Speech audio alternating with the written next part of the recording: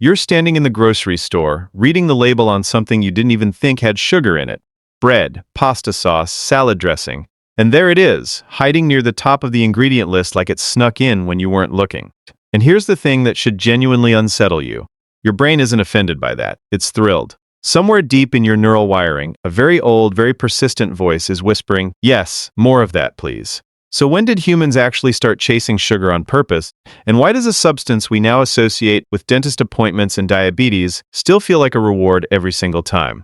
The answer starts long before agriculture, long before writing, and long before anyone had a word for dessert. Let's start with the body, because just like salt, the craving for sweetness isn't something culture invented, it's something evolution installed. Sweetness in nature almost always signals safety and energy. Ripe fruit is sweet, rotten or unripe fruit generally isn't. Toxic plants are frequently bitter, a built-in warning label millions of years in the making. So a hominin who instinctively sought out sweet-tasting food was, statistically, seeking out calorie-dense, non-poisonous, energy-rich food, a genuinely excellent survival strategy in a world with no supermarkets and no guarantee of a next meal. Researchers studying infant taste preferences, including a well-known set of studies led by psychologist Jacob Steiner in the 1970s, found that newborn babies, only hours old with no prior exposure to sugar whatsoever, reliably respond to sweet tastes with visible relaxation and even something resembling a smile, while bitter tastes produce an immediate grimace. That's not learned behavior. That's factory settings. So if the craving is ancient, when did humans actually start satisfying it on purpose? This is where honey enters the story, and it enters far earlier than most people assume. In a cave called Cueva de la Araña in eastern Spain, archaeologists have documented rock art, estimated to be roughly 8,000 years old, depicting a human figure climbing what appears to be vines or a ladder toward a wild beehive, apparently reaching in to gather honey while bees swarm around the scene.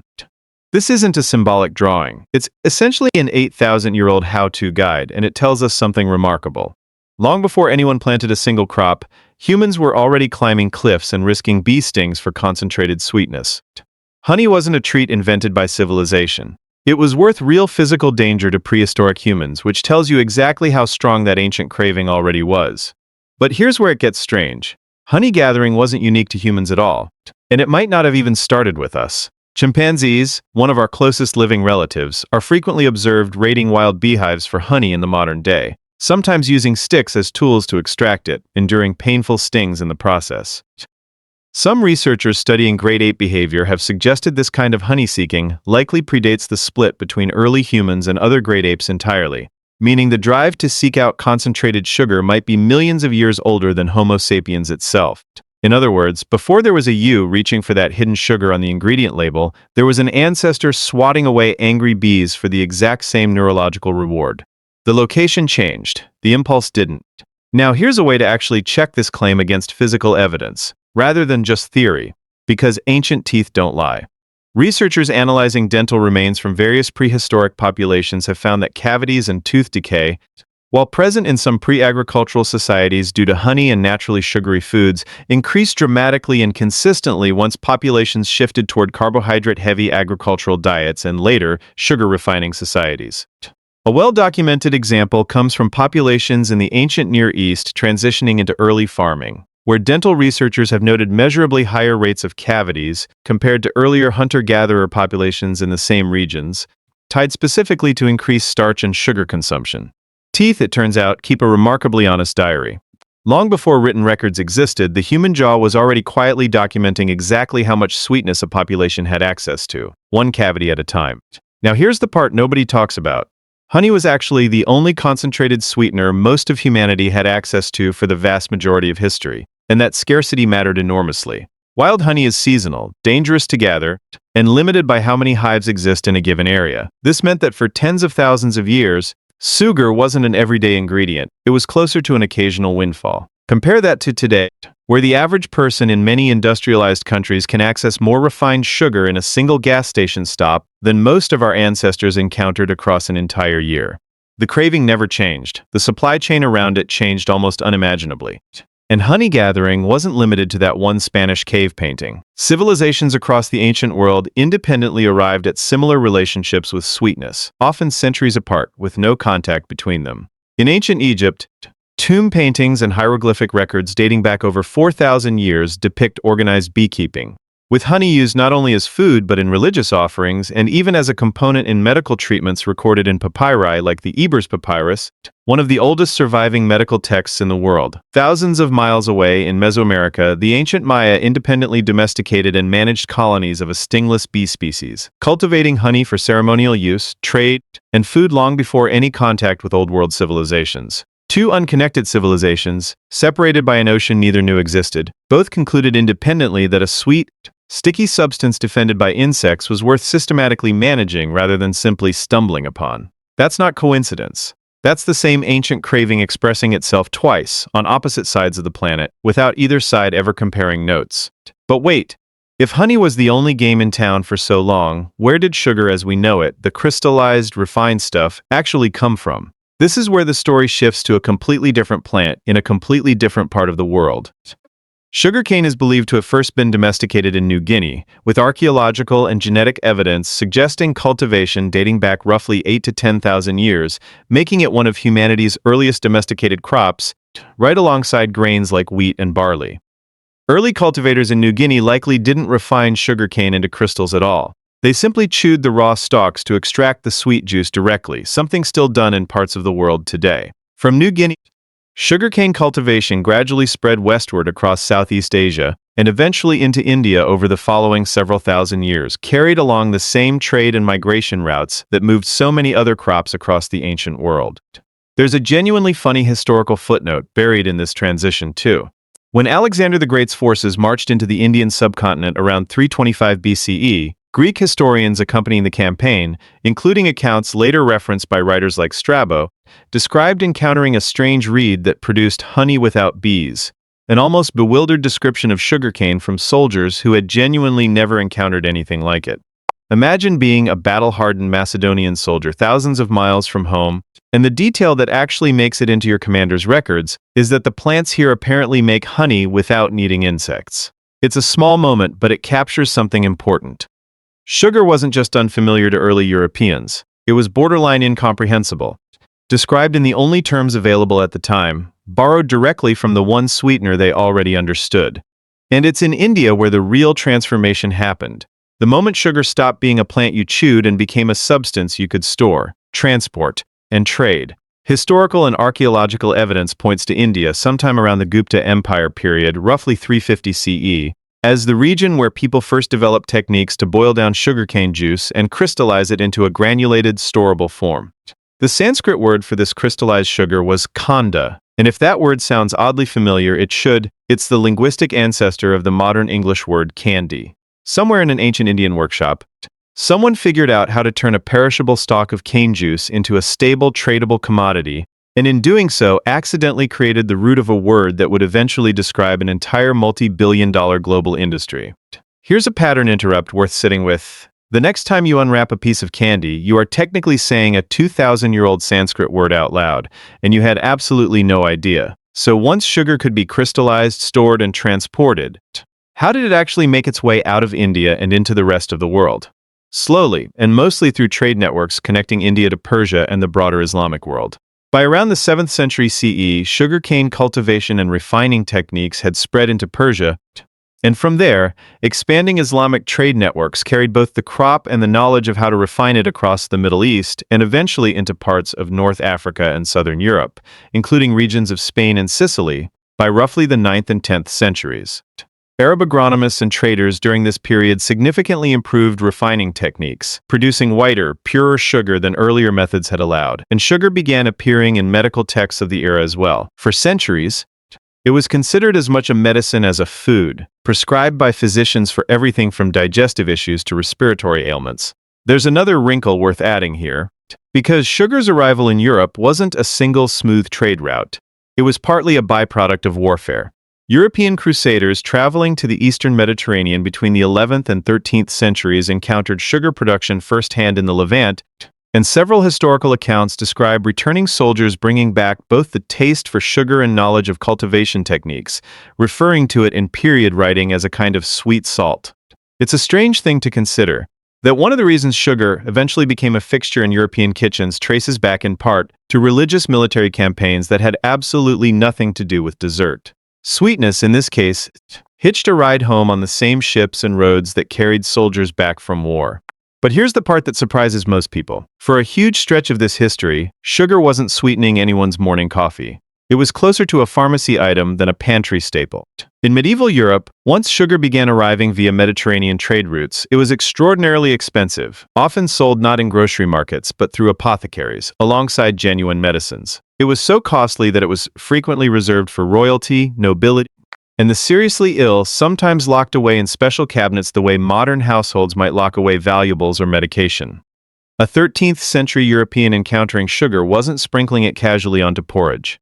They were far more likely to be receiving it as a prescribed treatment, or witnessing it displayed as a symbol of extreme wealth at an aristocratic banquet, occasionally even sculpted into elaborate decorative shapes purely to demonstrate how much money a host was willing to burn on a single centerpiece. But wait, what changed? Because clearly at some point, sugar stopped being a locked cabinet luxury and became something ordinary people could put in their tea.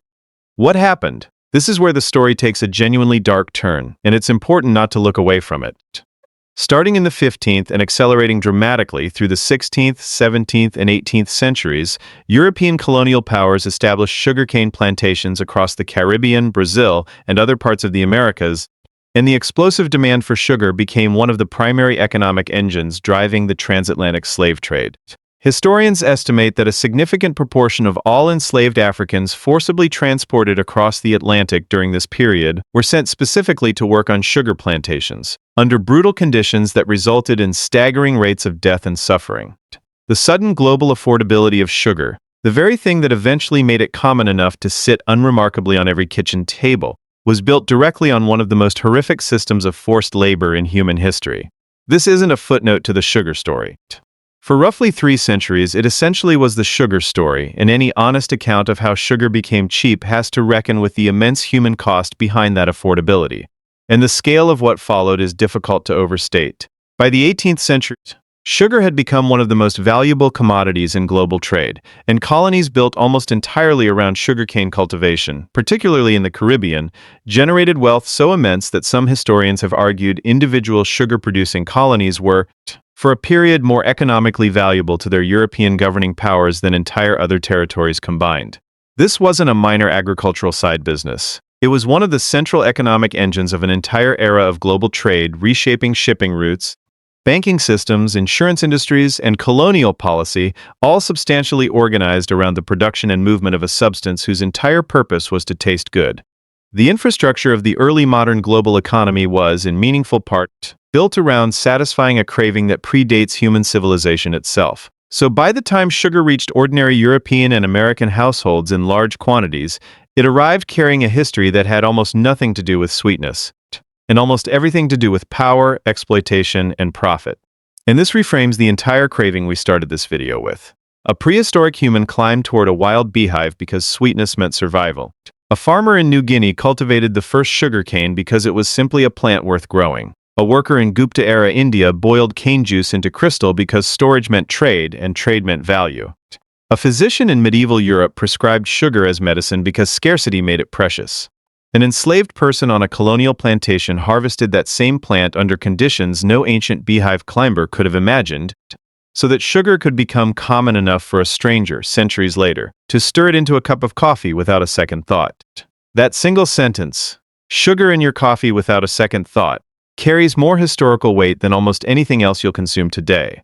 There's also an interesting linguistic and cultural echo worth pointing out here, one that connects back to another ancient craving entirely. Just as salt once gave us the word celery, sugar embedded itself so deeply into language and ritual that it shows up in unexpected corners of human tradition. Sweets exchanged at weddings across cultures from South Asia to the Middle East. Sugar used symbolically in celebrations marking births, harvests, and religious holidays across dozens of unrelated societies. When something becomes valuable enough, humans don't just consume it. They build ceremonies around it, attach meaning to it, and use it to mark the most important moments of a life. Salt marked survival and labor. Sugar, once it became available, marked celebration and joy. Two ancient cravings, two completely different emotional roles, both permanently woven into how humans mark the passage of time. Now here's where the story pivots back to biology, because even after all of this, after honey, after crystallization, after empire, after unimaginable suffering, The underlying human craving driving all of it never actually changed. If anything, industrialization eventually gave that ancient craving something it had literally never had access to before: near limitless supply. By the 19th and 20th centuries, advances in sugar beet processing, alongside continued cane production, allowed sugar to be produced cheaply enough that it stopped being a luxury entirely and became, for many people in industrialized nations, a near-constant background ingredient in daily life. Researchers studying modern diets have noted that per capita sugar consumption in many industrialized countries rose dramatically across the 20th century, reaching levels far beyond anything achievable through wild honey gathering or early cane chewing, precisely because the ancient scarcity that once kept this craving in check simply doesn't exist anymore for most people. But wait, doesn't that create an obvious problem? If our brains are still running ancient software built for a world of scarcity, and our environment is now saturated with the exact thing that software is obsessed with, what happens? This is the tension nutrition researchers have spent decades studying, and it's a fitting counterpoint to everything we've covered.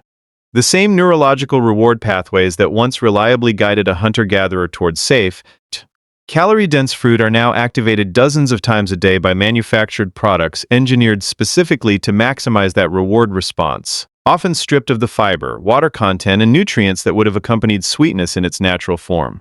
Public health researchers have connected rising rates of conditions like type 2 diabetes and obesity across the 20th and 21st centuries, at least in part, to this dramatic mismatch between an ancient craving and a completely modern food environment. It's not that your brain is broken, it's that your brain is doing exactly what it evolved to do, in an environment its evolution never remotely anticipated. But what about the assumption that sugarcane was the only path forward from here? Was there ever an alternative that didn't run through plantation slavery at all? There actually was, though it arrived far too late to undo the damage already done.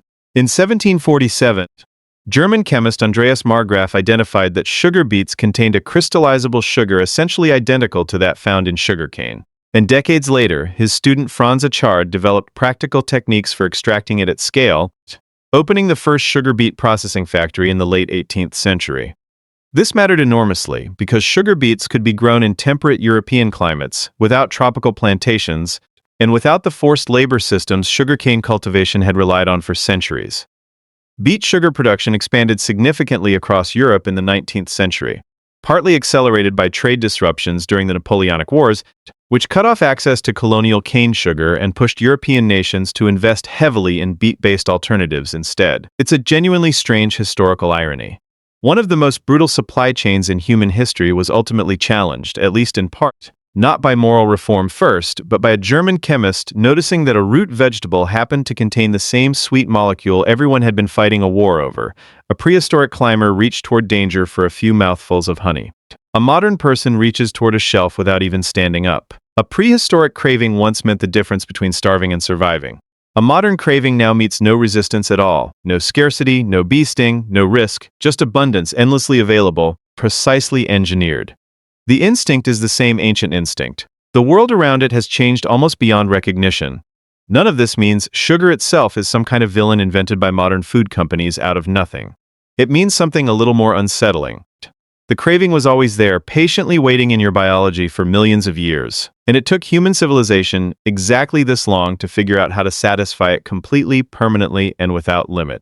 What used to require climbing a cliff now requires walking past an unlocked cabinet that never runs empty. So here's the actual twist buried underneath all of this. Sugar isn't really a modern invention at all. It's an ancient, deeply biological craving that spent most of human history being naturally rationed by scarcity, danger, and cost, and only very recently escaped all three restraints at once. Which brings us back to that grocery store aisle, reading an ingredient label you weren't expecting to see sugar on.